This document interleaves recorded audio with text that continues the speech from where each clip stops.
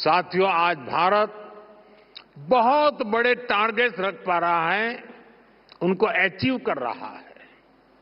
तो इसके मूल में एक खास मंत्र है। ये मंत्र है मिनिमम गवर्नमेंट, मैक्सिमम गवर्नेंस। ये एफिशिएंट और इफेक्टिव गवर्नेंस का मंत्र है। यानी न सरकार का दखल, न सरकार का दबाव। मैं आपको एक दिलचस्प उदाहरण देता हूं।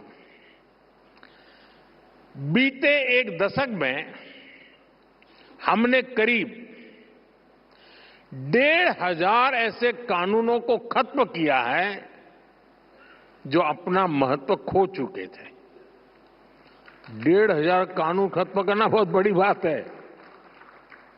इनमें से बहुत सारे कानून अंग्रेजी शासन के दौरान बने थे। अब मैं कुछ आपको आश्चर्य होगा सुनकर के, एक कानून था ड्रामेटिक परफॉर्मेंस एक्ट। ये कानून अंग्रेजों ने 150 साल पहले बनाया था।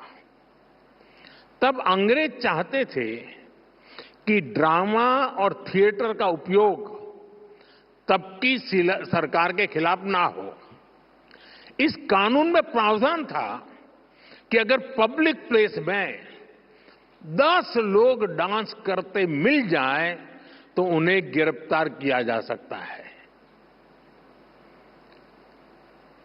और ये कानून देश आजाद होने के बाद 75 साल तक चलता रहा है। यानी शादी के दौरान बारात भी निकले और 10 लोग डांस कर रहे हो तो दूल्हा सहित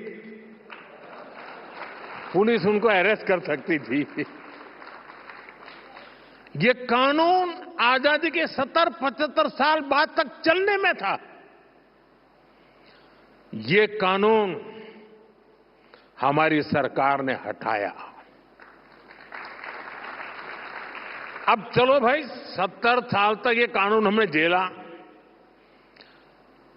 मुझे उस समय की सरकार, उन नेताओं से कुछ कहना नहीं है, यहां बैठे भी हैं। लेकिन मुझे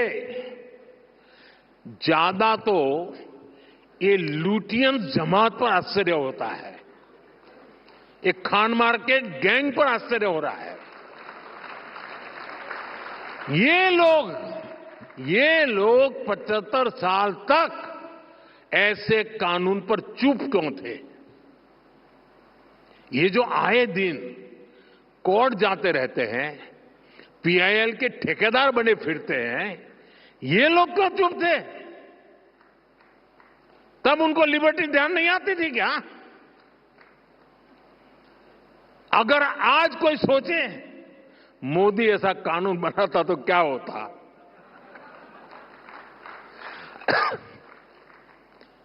अरे ये जो ट्रॉलर होते हैं ना सोशल मीडिया में, वो भी अगर एक ऐसे ही झूठी खबर चला देते हैं कि मोदी ऐसा कानून बनाने वाला था, आग लगा देते हैं लोग। मोदी के बाल नोच लेते। साथियों, ये हमारी सरकार है जिसने गुलामी के कालखंड के इस कानून को खत्म किया। मैं एक और उदाहरण देता हूं, बैम्बू का। बैम्बू हमारे आदिवासी क्षेत्र में, खास करके ट्राइबल एरियाज की और खास करके नॉर्थ ईस्ट की तो लाइफलाइन है। लेकिन पहले बांस काटने पर भी आपको जेल भेज दिया जाता था। बांस काटने पर।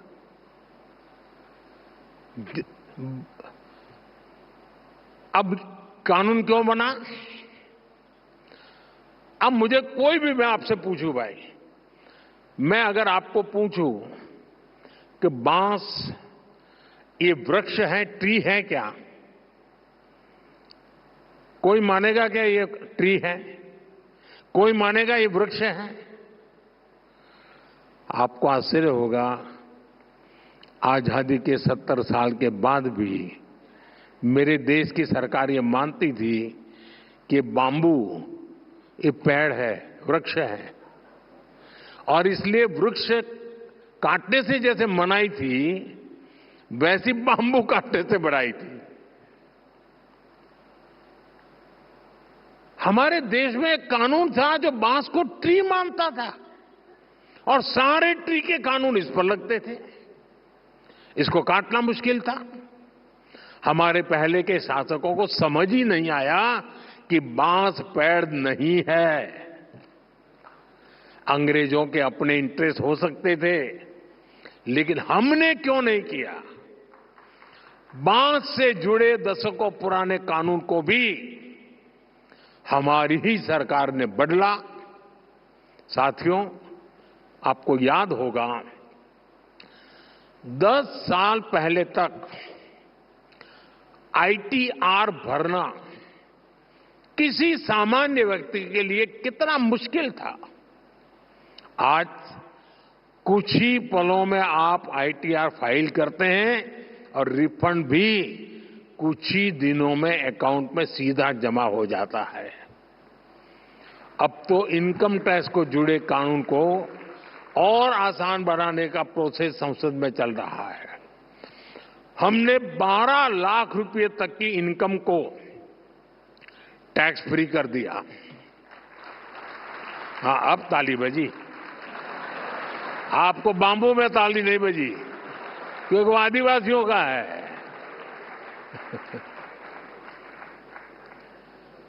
और इससे खास करके जो मीडिया कर्मी है, आप जैसे सैलरीड क्लास को बहुत ज्यादा फायदा होने वाला है। जो युवा अभी पहली दूसरी नौकरी कर रहे हैं, उनके एस्पिरेशन भी अलग होती है, उनके खर्चे भी अलग होते हैं। वो अपनी एस्पिरेशंस पूरी करें, उनकी सेविंग्स बढ़े, इसमें बजट ने बहुत मदद की है। हमारा मकसद यही है, देश के लोगों को ईज ऑफ लिविंग दो, ईज ऑफ डूइंग बिजनेस दो, उड़ने के लिए खुला आसमान दो।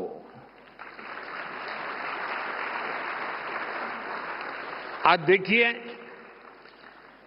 जियो स्पेशल डेटा का फायदा कितने सारे स्टार्टअप्स उठा रहे हैं। पहले अगर किसी को मैप बनाना होता था तो सरकार की परमिशन लेनी पड़ती थी। हमने इसको बदला और आज हमारे स्टार्टअप्स, प्राइवेट कंपनियां इस डेटा का बेहतरीन उपयोग कर रही हैं।